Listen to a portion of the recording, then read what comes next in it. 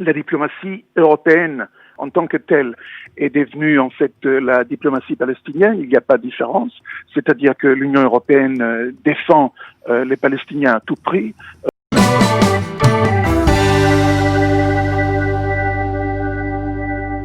Eldad Bek, bonjour Boker Tov. Bonjour et Boker Tov. Merci d'être avec nous ce matin pour parler de cette visite du chef de la diplomatie israélienne, Gabi Ashkenazi, en Europe, à Berlin. Alors, apparemment, il s'agit d'une visite plutôt anodine, mais est-ce qu'il est exact de dire qu'il y a derrière cette visite, on va dire, des développements importants qui pourraient intervenir dans les relations entre Israël et l'Union européenne ? Alors, premièrement, si je ne me trompe pas, c'est la première visite en dehors d'Israël de chef de la diplomatie israélienne, au chef de la diplomatie israélienne. Cette visite a été organisée par l'Allemagne qui préside en ce moment l'Union européenne et qui s'est engagée de tenter un rapprochement entre l'Union européenne et Israël. Il faut dire que les relations entre les deux parties sont relativement froides depuis une dizaine d'années. La précédente chef de la diplomatie européenne, Federica Mogherini, était une personne mal vue en Israël. Ce qui est aussi le cas de son successeur, de son successeur, Joseph Borrell, qui pour le moment garde une certaine neutralité qui, à mon avis, est bien vu par Israël. Mais ceci dit, on n'a pas encore vu les mêmes tests qu'on avait dans le passé. Il n'y a pas encore eu une véritable confrontation militaire entre les Palestiniens et Israël, ou Israël et le Liban. Donc pour le moment, c'est une certaine neutralité de la part de la diplomatie européenne. Et la rencontre aujourd'hui qui est une rencontre inofficielle, sera probablement une occasion pour Ashkenazi, premièrement, de rencontrer personnellement ses homologues européens, de sentir un tout petit peu l'ambiance dans l'Union européenne à l'égard de tout ce qui se passe au Proche-Orient. Et il faut dire que l'événement historique entre les Émirats arabes et Israël a laissé l'Europe dans un état un peu incertain, c'est-à-dire que les Européens, il y avait parmi les Européens certains qui disaient que si jamais Israël ose de déclarer sa souveraineté sur certaines régions de la Cisjordanie, l'Europe, par conséquence, pourrait imposer des sanctions sur Israël. Et qu'est-ce qu'on voit maintenant? On voit les Émirats, au lieu d'imposer sanctions sur Israël, aller vers la normalisation avec Israël, en tentant d'empêcher cette annexion, cette déclaration de souveraineté. Donc, en fait, Israël sort de cette crise plus renforcée.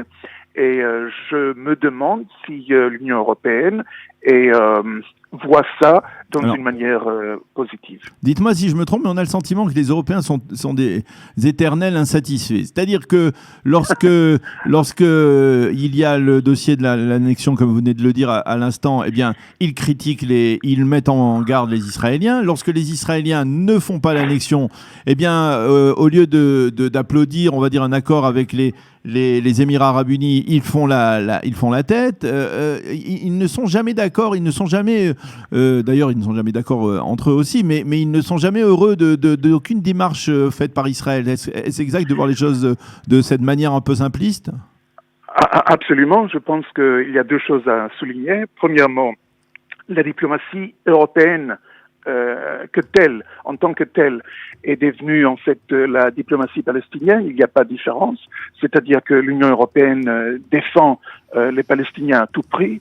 Il n'y a jamais eu une prise de position de la part de l'Union européenne où on dit clairement aux Palestiniens maintenant où vous parlez d'une paix avec Israël, où on cesse complètement le financement, le soutien, les relations avec l'autonomie palestinienne. Tout ce que l'Union européenne fait, c'est adopter les positions palestiniennes les plus radicales et les défendre. Et c'est donc, on voit exactement une certaine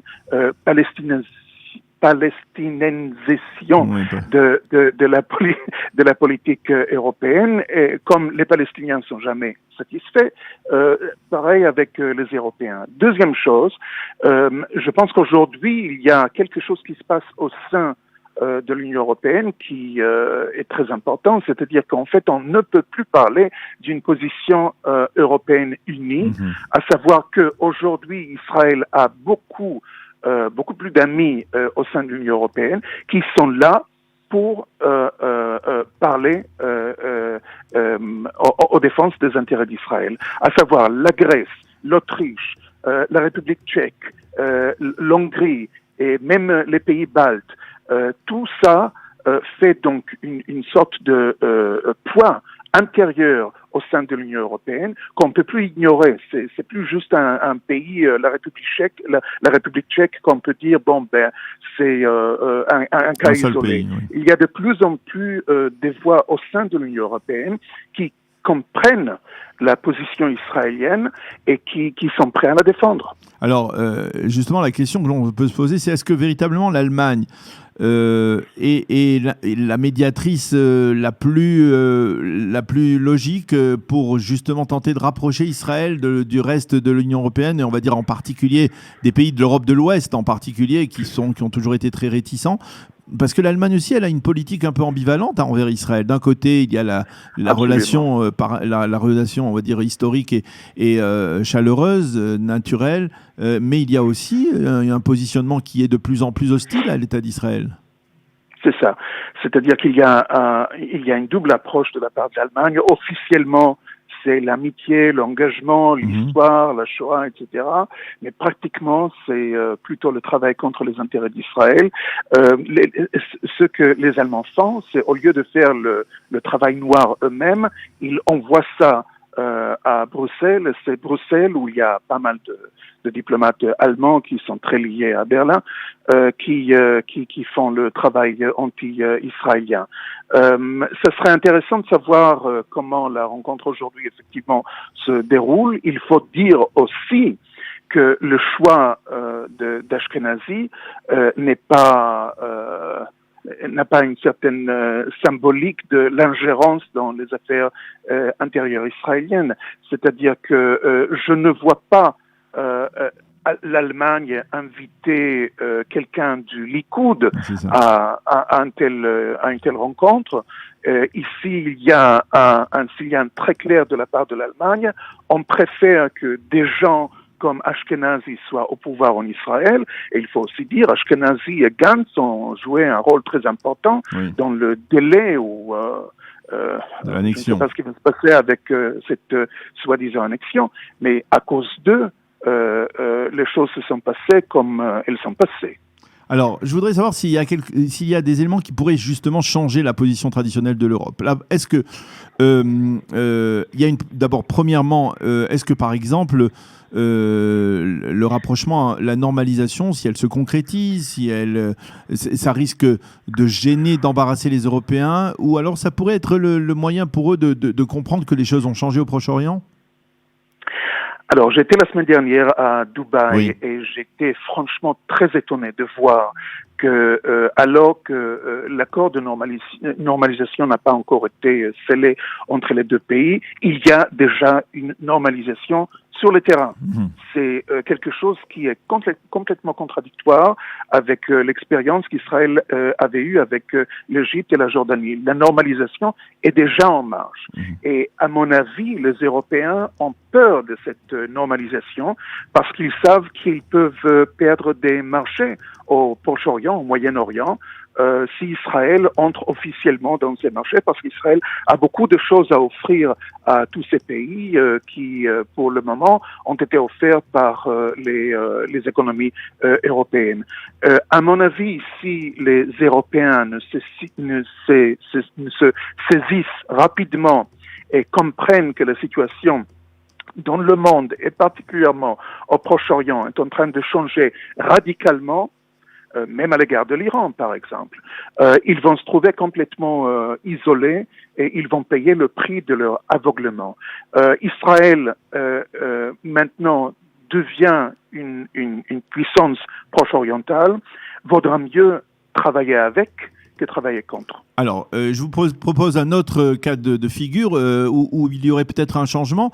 C'est ce qui est en train de se passer entre la Turquie et la Grèce. On sait que la Grèce est devenue un partenaire extrêmement proche de l'État d'Israël. La Grèce et l'île de Chypre, en particulier dans le domaine énergétique, justement puisqu'il est question d'énergie dans ce conflit qui oppose la Turquie et la Grèce. Est-ce que, par exemple, là, lorsque l'on voit les Français voler au secours des Grecs, il n'y a pas peut-être une sorte de communion d'intérêts entre la France et Israël dans ce domaine ? Absolument. C'est-à-dire qu'il y a en ce moment un front entre la Turquie et ses alliés, à savoir le Qatar, le Hamas, l'autorité palestinienne, éventuellement aussi de l'Iran, et tous les autres pays de cette région. Il faut dire que la Turquie, qui est toujours un ami de l'Europe, est en guerre en Syrie, est en guerre en Libye. On s'approche une guerre avec la Grèce et avec le Chypre.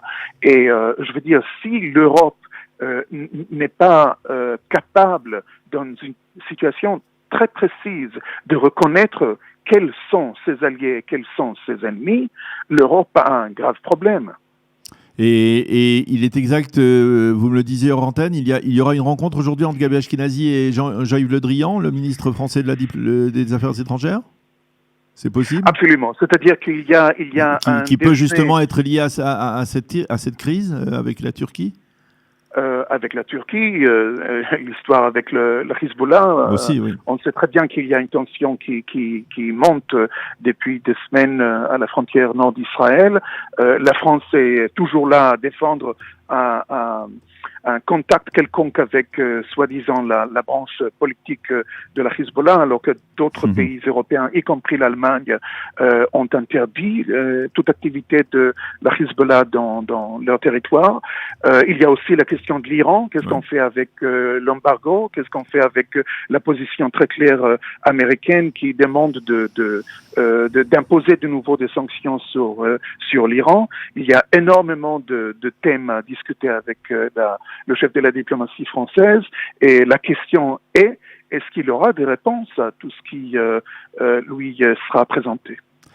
Eh bien, Eldad Beck, merci beaucoup de nous avoir éclairé sur ce sujet. C'est toujours très passionnant de dialoguer avec vous. Merci d'avoir été avec nous ce matin de Berlin et bonne journée, à bientôt. Merci, bonne journée.